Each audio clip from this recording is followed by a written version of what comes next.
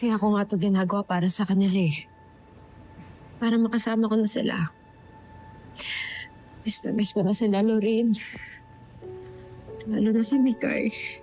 Pero hanggang kailan tong pagpapanggap na to? Hanggang sa kailangan.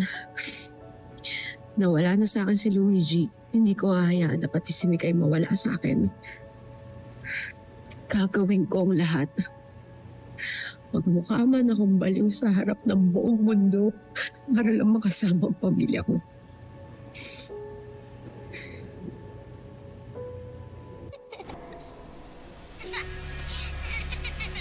Luigi, tama na. Natatakot na si ate.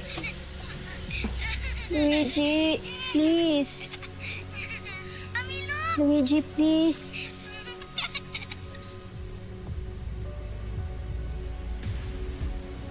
Natakutin si ate, Luigi.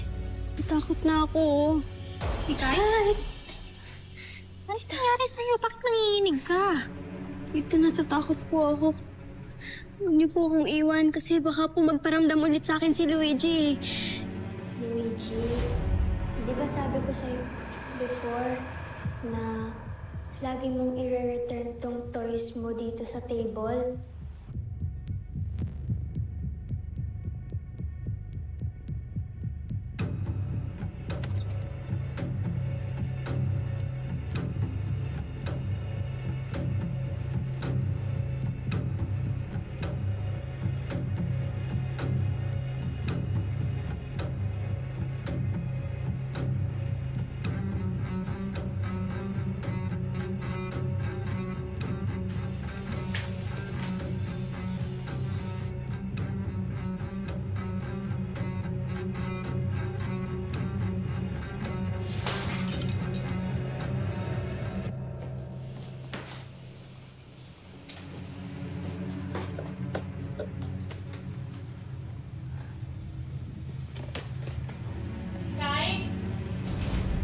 Pwede po ba akong matulog sa kwarto niyo? Oo naman.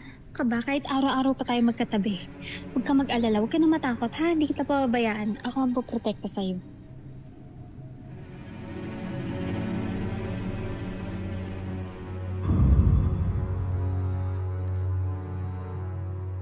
Naiintindihan kita, Besh. Kakaririn ko para mapabilis ang motion to quash na final namin, okay? Salamat, Lorraine. Hindi ako titigil hanggat hindi ako makahanap ng butas para mabasura yung kaso sa'yo. Thank you.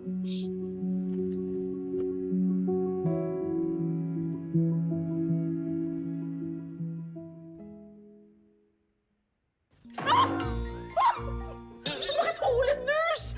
Aray ko, may appendicitis na huwata ako. Nakakahalata na ako sa'yo. Ba't palipat-lipat yung sakit ng tiyan mo? Kanina nasa kanan, ngayon nasa kaliwa. Ano ba talaga? The all of the above. Hindi niyo ho ba alam na sakitin ako? Aray ko, Check na kayo kanina sa clinic. Okay naman daw kayo. Malingering lang yata kayo eh. lingering? Hindi ho ah. Kailangan niyo ho akong ibalik dahil pag ako nahimatay dito, sino mananagot? Sorry, pero kailangan ko na talagang balikan si attorney. Bawal po naming iwan ng matagal ang pasyente. Excuse me po. Gagawin namin ni Fonz ang lahat para mapalabas ka dito ng mabilis, okay?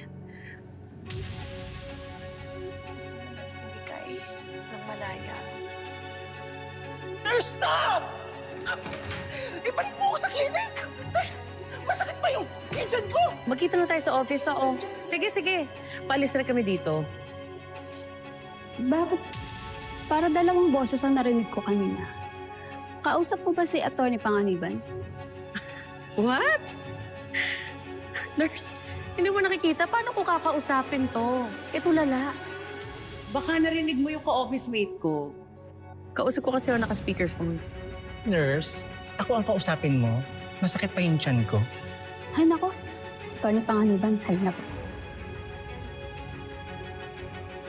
O sige, sige, mamaya na ha.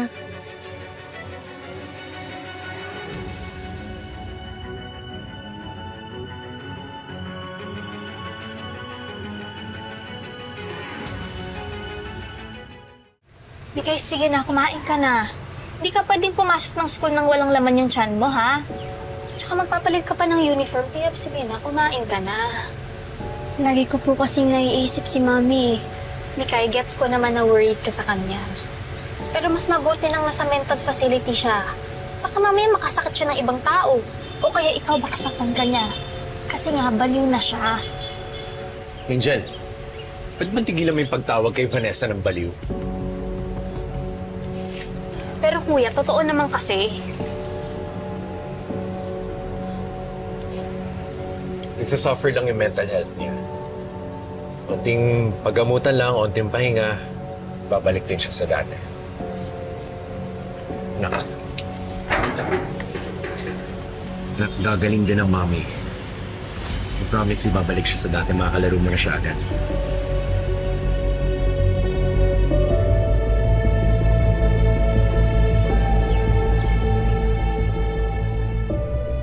Kulang pa ba ang dasal ko? Malaki naman ang contribution na binibigay ko sa simbahan. Pero bakit hanggang yun, hindi pa rin binibigay yung dasal ko na tuluyan ng makasuhan at masentensya niyang si Vanessa? Ma, it's okay. Pwede ba tayo mag-file ng motion for reconsideration? Hindi pa rin ba titigilan yung asawa ko? Pamilya niyo rin siya, di ba? Bakit gustong-gusto niyo siya ibagsak? Dahil kahit kailan, hindi ko tatanggapin yung kriminal na yan sa pamilyang ito. She deserves to be in jail for everything that she's done to me. Sana si Dad na lang nandito. Dahil sigurado ako, magiging masaya siya pag na-clear na yung pangalan ni Vanessa. And he understands na kailangan namin siya ni Mikay. Di katulad niyo. Di katulad mo, Ma! How dare you?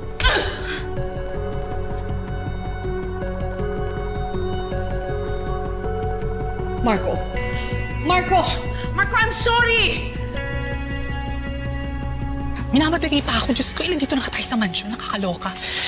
Eh, paano ba naman tong si Ma'am Sylvia nagwawala daw? Na-dismiss kasi yung kaso ni Ma'am Vanessa. Paano nangyari yun? Eh, magaling kasi na lawyer tong sa attorney Lorraine eh. Isa pa, baka naman talagang walang kasalanan si Ma'am Vanessa sa nangyayaring kidnapping. Diba? Napagbintangan lang siya. Sino kaya? Ay, malamang. Kilala ni Ma'am Sylvia yung nanakit sa kanya. Pwedeng karibal, kaaway, o di kaya kaibigan niya na may tinatagong galit sa kanya. Naku, baka nandiyan lang yun sa paligid. Nag-aabang. Isusunod kung sino yung unang aatakihin. Halika na! Halika na! Pumanik na tayo! Ang madali na siya. Oh! Ano ba yan? Naku, Bobby, ano ba nangyari? Tulungan mo kasi ako! Bobby, ba't ka kasi nagmamadali? Tulungan mo na ako! Tara na! Yung fairness pamilya, Love, wala ka nang problemahin dito. Mag-focus ka na lang sa pagpapagaling mo, okay? Uwi na tayo. Gusto ko makita si Mikay. Yes, we will go home soon, okay? Dito ka lang muna, ha? Kausapin ko na si Doc.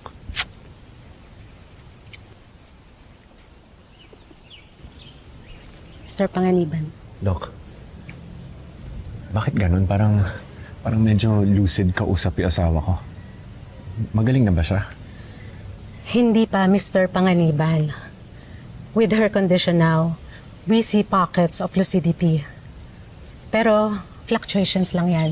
Dahil na rin sa epekto ng gamot. She can be rational now and then highly disorganized the next hour. Love. Dok, sabi mo pag nag-behave ako, uwi na ako, di ba? Yes, Gusto yes. ko na umuwi. Yes, love, uuwi na tayo. Malapit na, love. Sige na. Behave na ako eh. Behave ka na, love. Dito upo ka muna, ha? Kausap ko lang si Doc. Vanessa, Mabilis ha? lang. Pauwi na tayo, love. Gusto ko na umuwi. Yes, I know. Doc, gagaling pa ba siya? Well, yes. If we can achieve symptomatic stability at mag-adhere siya strictly to her meds, the prognosis is fair. Ang iniiwasan lang naman natin is yung relapse triggers. Sana nga, Doc. I really want the old Vanessa back.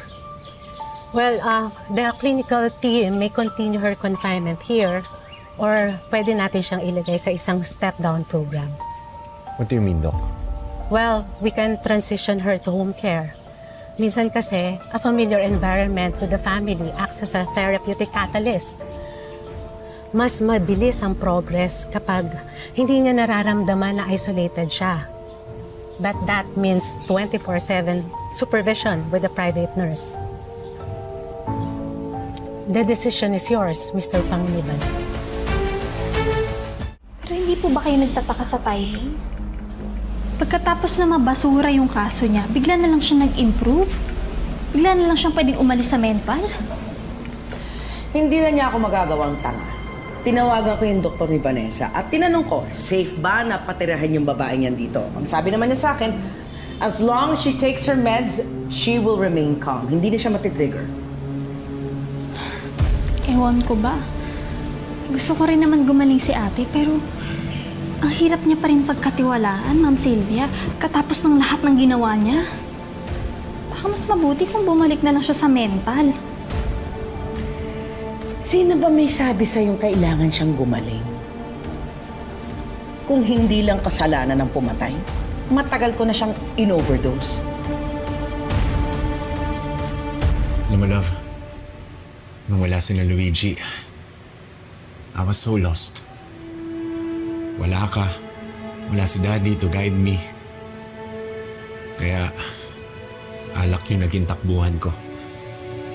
Actually, yun yung reason kung bakit tayo lumipat dito sa kwarto. Kasi ang baho dun eh. Dami mga bote ng alak. Bad yan. I know. And that's why titigil ko na. Ngayong nandito ka, ikaw na yung focus ko. Yung paggaling mo. Yung pagbalik ng dating Vanessa. Sorry, love. Alam ko mahirap para sa'yo at sa anak natin. Pero I need to do this to save our family from Angel.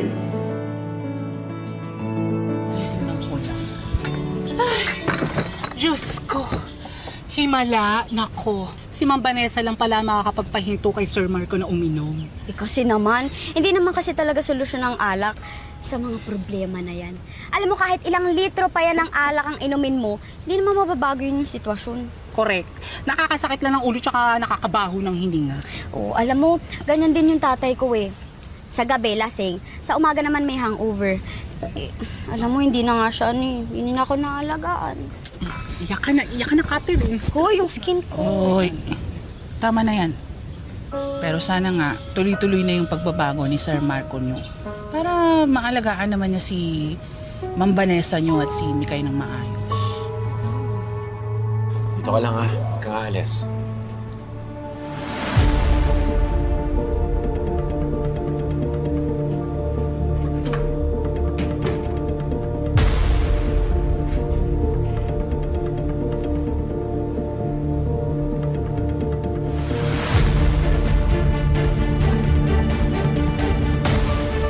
May isa pa akong nabanggit ng nanay ninyo. Kamukha raw ng sasakyan na pasagasa sa Maglolo. Yung sasakyan niyang nawawala na ginamit na mga kidnapper niya. Eh, hindi pa rin doon nare-recover yung sasakyan. Posibleng ito rin ang ginamit ng suspect sa pagpatay sa mga biktima.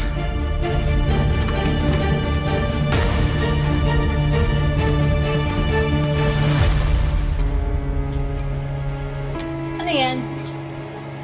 Ginagawa mo?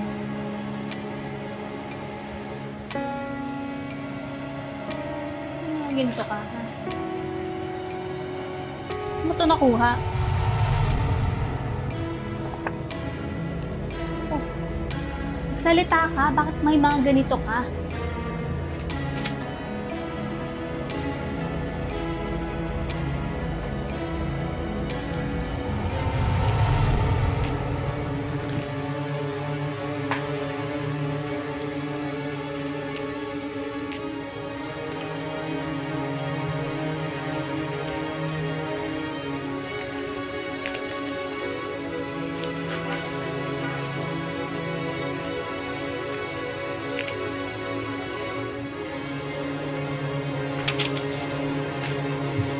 Huwag mo akong pinagloloko, ha?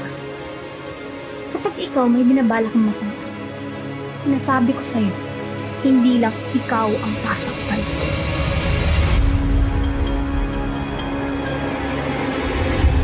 Nakalimutan ko yung susi.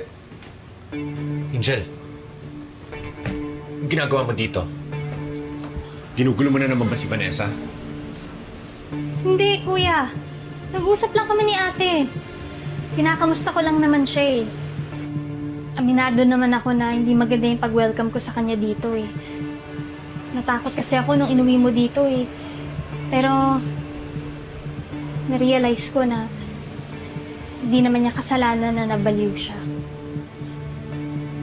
Baliw. Mental health problem is a disease.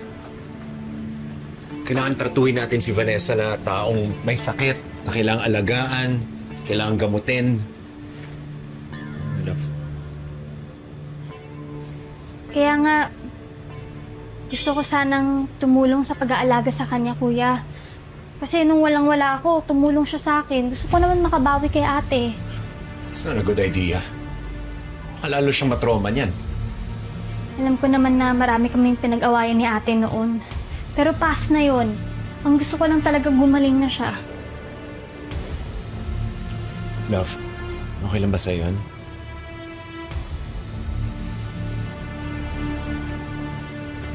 Sige. Ika ka muna. Ay, nga ka muna lang. Kunin ko lang yung gamot mo.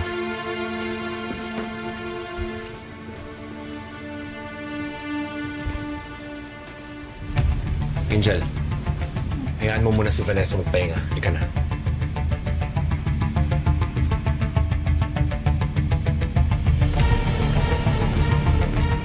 Magsaya ka lang, Angel. Nalalapit na ang pagbagsak.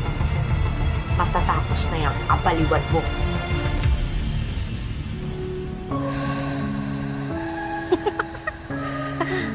Nakakatawa ka. Napakulong mo na't lahat yung ate mo, tapos yung ending magiging private nurse ka niya. Ewan ko ba kay Kuya Marco? Inuwi-uwi pa kasi. Eh tuloy, panggulo. Mahal pa niya yung asawa niya. Hindi niya pababayaan yun. Paano kung biglang gumaling si ate? Tapos maging okay sila bigla ni Mikay? Saan ka ba natatakot? Yung gagaling yung ate mo, tapos mabibiso yung mga kasalanan mo? O yung magiging buo yung family nila, tapos iwanan ka ni Mikay? Pareho.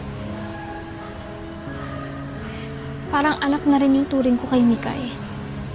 At masaya ako na mas naging close kami ng pamangkin ko simula nung unang kami nagkakilala ni ate. Kaya hindi ako papayag na bigla na lang mawala si Mikay sa akin. Nung dahil lang nagbalik si ate. Aba, kumilos ka.